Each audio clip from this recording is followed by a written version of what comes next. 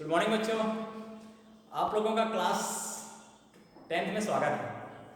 मैं आप लोग का आज साइंस का पहला क्लास लेने जा रहा हूँ, ठीक है। जिसमें आज का हमारा टॉपिक है ऊष्मा एवं ताप। अब मेरे को ये तो नहीं बताना पड़ेगा आप लोग को कौन सी वस्तु ठंडी और कौन सी वस्तु गर्म है, ठीक है।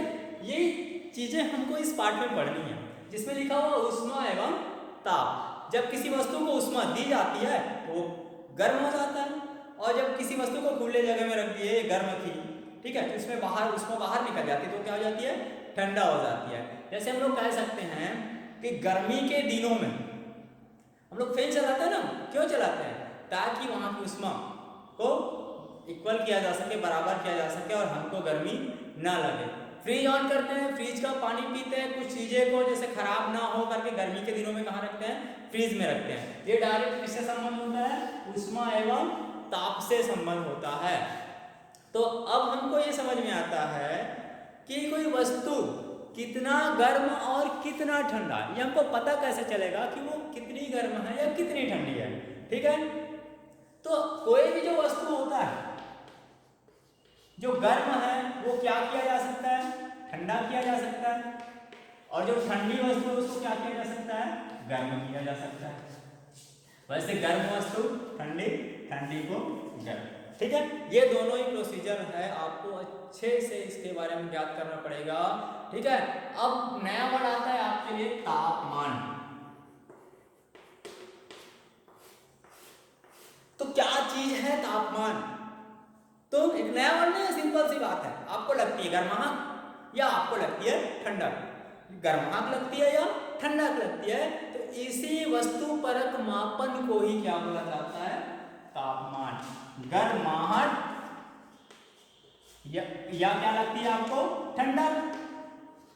तो इसी के क्या चीज को, वस्तु परक मापन।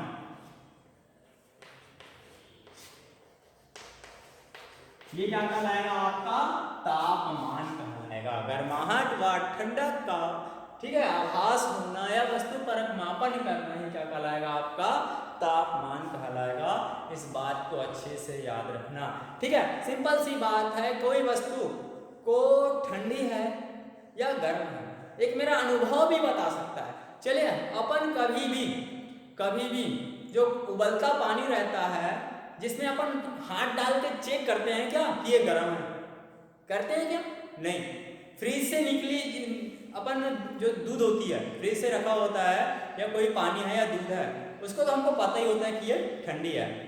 अब एग्जांपल ले लेते हैं अपन, मान के चलो एक सामान्य जो घर में रखा दूध है उसकी बात करें, और एक उबल रहा दूध है उसकी बात करें, और एक फ्रीज में रखा दूध है उसकी बात करें।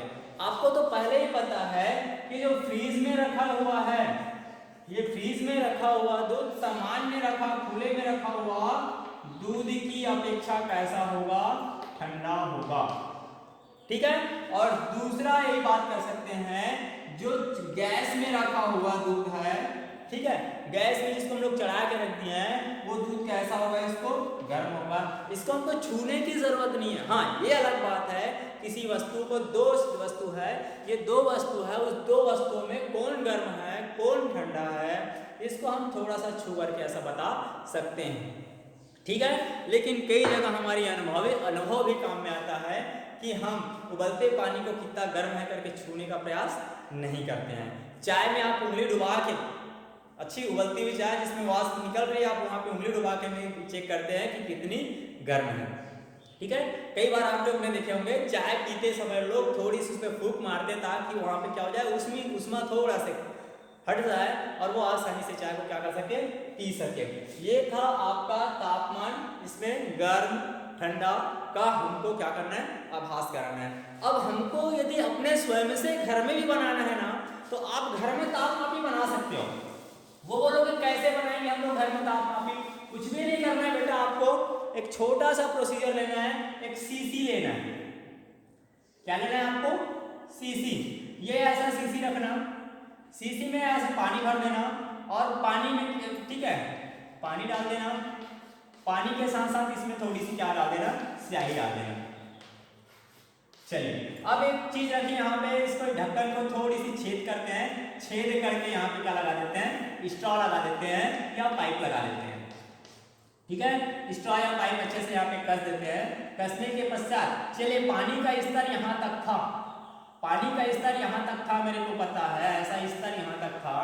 ठीक है, अब इसको अच्छे से रगड़ते हैं, अच्छे से हाथ को मलते हैं। अच्छे से हाथ को मलने के पश्चात हम इस शीशी को ऐसे पकड़ लेते हैं, तो पानी का जो स्तर होता है वो क्या होता है, ऊपर उठने लगता है। तो आपको तो पता चल जाएगा ना कि क्या हो रहा है करके, उसमें उसको क्या हो रही है, मिल रही है, और उसमें मिल रही है, जिसके वजह से पानी का स्तर क्या हो रहा है, ऊपर उठ रहा है। क्लियर हुआ ये?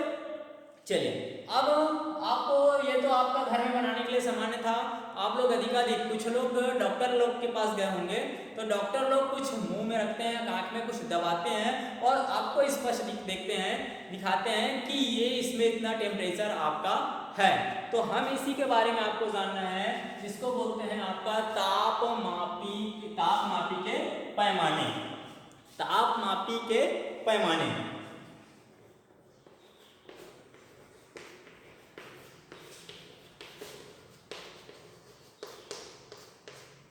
चलिए अब तापमापी के पैमाने डॉक्टर लोग हो सकता है आपका सेल्सियस का भी यूज कर रहा हो सकता है फ़ारेनहाइट का भी यूज कर रहा हो। डॉक्टर लोग केल्विन का पैमाना बहुत कम यूज करते हैं। ठीक है, ये तीन आपके तापमापी के पैमाने हैं, केल्विन भी हो सकता है, फ़ारेनहाइट भी हो सकता है और सेल्सियस भी हो सकता है। ठीक है, चलिए इसमें से मैं आपको दो ताप बता सकता हूं, दो चीजें आपको दिखा सकता हूं। ठीक है, ये रहा आपका तापमापी। ठीक है, तो आपको अब ये पता चल जाएगा कि यहाँ पे जो ये फ़ारेनहाइट पैमाना लिखा हुआ है यहाँ पे स्पष्ट, इसको आप किसी वस्तु को ऐसा गर्म वस्तु या ठंडी वस्तु के ऊपर ऐसा रखोगे, जैसे ये वस्तु गर्म है, गर्म के ऊपर ऐसा रखोगे इसका तो इसकी जो मापन है वो अपने आप ऊपर चढ़ने लगेगा और आप आसानी से बता पाओगे। ये था आपका फ़ारेनहाइट पैमाना, ये आपका फ़ारेनहाइट पैमाना है। वैसे तो सेल्सियस पैमाना और फ़ारेनहाइट पैमाना देखने में एक जैसा होता है, आप दूर से देख के नहीं पहचान पाओगे कि फ़ारेनहाइट है या सेल्सियस है। ठीक है, तो यदि हम लोग यहाँ पे देख रहे हैं तो सामान्य तौर पे आज का मैं तापमान इसमें देख रहा हूँ, तो इसमें मिनिमम तापमान जो है वो 96 दिखा रहा है। ठीक है, तो ये पैमाना किसका था, फ़ारेनहाइट का। ठीक है, इसी प्रकार से मैं आपको दिखाता हूँ एक सेल्सियस का भी पैमाना है, जो देखने में ही वैसे ही है। ठीक है, ये रहा आपका सेल्सियस का पैमाना। चलिए, तो इस प्रकार से आपको दो पैमाने आपको देखने को मिला। ठीक है, सेल्सियस पैमाने आपको अलग टाइप का दिखाता हूँ। ये रहा आपका सेंटीग्रेड पैमाना, हो सकता है आपको दिख नहीं रहा होगा क्योंकि वीडियो मोबाइल से शूट हो रहा है, और यहाँ पे आपको स्पष्ट ये देखने को मिल रहा है कि आज का टेम्परेचर जो है, आज का जो टेम्परेचर है वो 27 डिग्री सेंटीग्रेड दिखा रहा है। मैं साफ साफ इस पर देख पा रहा हूँ। ठीक है, तो ये रहे आपके पास दो टाइप्स के पैमाने, एक रहा आपका फ़ारेनहाइट का पैमाना और एक रहा आपका सेल्सियस का पैमाना। ठीक है, चलिए तो बेटा ये पैमाना के बारे में बात करते हैं, जिसके अब हम लोग उच्चतम मान और न्यूनतम मान की बात करते हैं। उच्चतम मान तो मैं पहले ले लेता हूं आपका ये न्यूनतम मान, और ये ले लेते हैं अपन उच्चतम मान।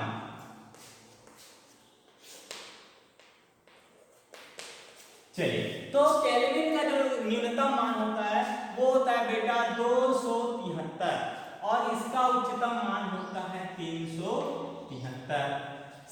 फ़ारेनहाइट को जो न्यूनतम मान होता है वो होता है 32 और इसका जो उच्चतम मान होता है वो होता है 212। आगे बात करते हैं सेल्सियस का, तो सेल्सियस का जो न्यूनतम मान होता है वो 0 होता है और उच्चतम मान जो होता है वो कितना होता है 100 सेंटीग्रेड होता है। इस बात को आप लोग अच्छे से याद रखेंगे, इसका पैमाना, इसका मान कितना है। अब यदि आपको कोई व्यक्ति पूछ लेता है कि बेटा आज अभी जो माहौल है, जो तापमान है वो फ़ारेनहाइट में, जैसे मैंने कुछ देर पहले बताया था 96-98 पॉइंट के आसपास आ रहा है, तो अभी आपका जो तापमान जो है वो फ़ारेनहाइट में, ठीक है। इसको K से शो करते हैं, इसको F से शो करते हैं, इसको C से शो करते हैं। इसको अच्छे से याद रखना, K से केल्विन, F से फ़ारेनहाइट और C से सेल्सियस। अब यदि वो बोलता है कि अभी फ़ारेनहाइट पैमाने में 80 फ़ारेनहाइट बता रहा है, 80 फ़ारेनहाइट बता रहा है, तो वो सेल्सियस में कितना होगा, ठीक है। क्या बोला जा रहा है मेरे द्वारा, सेल्सियस में कितना।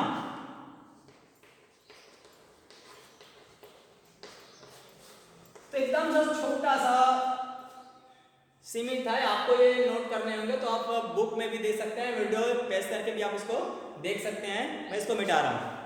चलिए,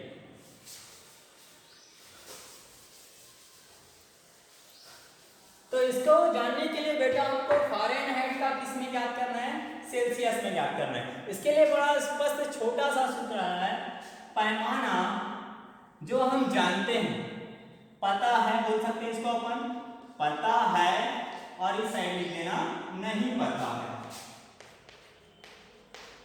मैं आपको जानने के लिए बता रहा हूं, जिस समय सॉल्व आप करेंगे वैसा नहीं लिख देंगे पता है नहीं पता है, ठीक है। चलिए, पैमाना माइनस न्यूनतम पैमाना, न्यूनतम मान अपॉन उच्चतम मान माइनस न्यूनतम मान इज इक्वल टू पैमाना माइनस न्यूनतम मान अपॉन उच्चतम माइनस न्यूनतम। कुछ भी आपको याद करने की जरूरत नहीं है, वहां पे वही लिखा हुआ है, पैमाना माइनस न्यूनतम मान, उच्चतम न्यूनतम, पैमाना न्यूनतम उच्चतम न्यूनतम। बस आपको पता है को एक साइड, नहीं पता को एक साइड। अब क्या पता है, किसका ज्ञात करना है, आपको पता है किसका पता है, फ़ारेनहाइट का पता है। तो फ़ारेनहाइट का ये ले लिए, फ़ारेनहाइट माइनस इसका न्यूनतम मान मैंने आपको बताया था 32, ठीक है। उच्चतम मान की बात करें तो इसका मान, उच्चतम मान था 212 इज इक्वल टू हो, ठीक है, माइनस न्यूनतम मान कितना था 32 इज इक्वल टू पैमाना किसमें ज्ञात करना है बेटा, मेरे को सेल्सियस में ज्ञात करना है। तो सेल्सियस इसका न्यूनतम मान 0 अपॉन 100 माइनस 0। ये क्लियर हुआ। चलिए अब इसको आगे हल करते हैं अपन लोग। फ़ारेनहाइट जो दिया हुआ है इसको रख देते हैं अपन, फ़ारेनहाइट जो दिया हुआ है तो ये हो गया F माइनस 32 अपॉन 180, ये आया आपका is equal to C upon 100। इसको इक्वल में मैं ले लूंगा तो ये आ जाएगा 8 माइनस 32 अपॉन, ये कट जाएगा 20 पंचे 100 और 20 निया 180, तो ये हो जाएगा 9 is equal to C upon 5। कुछ भी नहीं करना है, अब आपको क्या करना है, तिर्यक गुना कर देना है, इसका गुना यहाँ के साथ, इसका गुना इसके साथ। तो ये आ जाएगा आपका 5 into F minus 32 is equal to, इसका हो जाएगा 9C हो जाएगा। मेरे को किसका मान ज्ञात करना था, मैं यहाँ पे बताया था C का मान, ठीक है। सबसे पहले तो आप रख दीजिए यहाँ पे फ़ारेनहाइट का मान कितना है, तो फ़ारेनहाइट का मान बेटा अभी भी दिया है यहाँ पे 80, तो इस मान को मैं रख देता हूँ 80 माइनस कितना 32 इज इक्वल टू कितना 9C। C का मान मेरे को निकालना है। चलिए 80 में 32 आप लोग घटा दीजिए, कितना आएगा आप लोग का 48 के आसपास आएगा, ठीक है। चलिए आपने घटा दिए तो ये आ गया आपका इंटू कितना हो गया 48 इज इक्वल टू 9C। चलिए इसका इंटू कर लेते हैं, मान यदि हम लोग निकाल लेते हैं, नहीं पता तो हम लोग अलग से कर लेंगे, 5 का गुना कर लेंगे, 5 अट्ठे 40 होगा, 40 का शून्य होगा, ठीक है। 4 5 चौक 20 और 20 और 4 कितना हो जाएगा 24, तो ये आपका 240 आ जाएगा इज इक्वल टू 9C। मेरे को बेटा C का मान निकालना है, तो C इज इक्वल टू आएगा 240/9। तो इस प्रकार से मेरा मान निकल जाएगा, 240 को मैं डिवाइड कर दूंगा 9 से, तो ये आ जाएगा 9 दूनी 18, बच गया मेरे पास 6, 9 5 में 45, 9 6 54, ये हो जाएगा 9 6 54। बच गया कितना आपके पास फिर से 6, तो ये 9 6 54, 9 6 54 बार बार रिपीट आते जाएगा। तो अब आपका यही सेल्सियस का पैमाना आ गया 26.66। यदि सेल्सियस में पैमाने 26.66 है तो फ़ारेनहाइट में ये होगा 80 फ़ारेनहाइट। ठीक है, यदि किसी भी प्रकार के आपको अन्य जानकारी चाहिए तो हूबहू इसी फॉर्मूले में बनाना। मैं आपको एक छोटा सा सवाल दे देता हूं, जैसे कि अब आपको 10 सेंटीग्रेड को फ़ारेनहाइट में बदलना है। किसमें बदलना है? फ़ारेनहाइट में।